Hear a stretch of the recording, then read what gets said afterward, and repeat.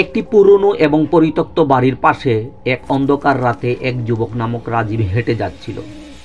বাড়ির জানালা দিয়ে একটি ধূসর ছায়া বেরিয়ে আসছিল।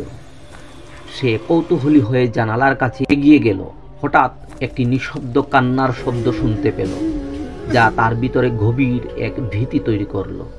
রাজীব জানালার দিকে তাকাতেই এক নারী চরিত্রের রূপরেখা দেখা গেল। তার মুখটি অন্ধকারে ঢাকা ছিল। সে কান্নার শব্দ করে বলছিল, তুমি কি আমাকে সাহায্য করবে?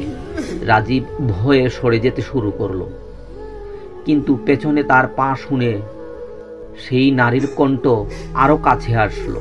সে অবশেষে পালানোর চেষ্টা করলো, কিন্তু বাড়ির দরজা অস্বাভাবিকভাবে বন্ধ হয়ে গেল, আর একটানা কান্নার শব্দ তার সঙ্গী হয়ে গেল, যেন বাড়ির অভ্যন্তরে হারিয়ে গিয়েছিল।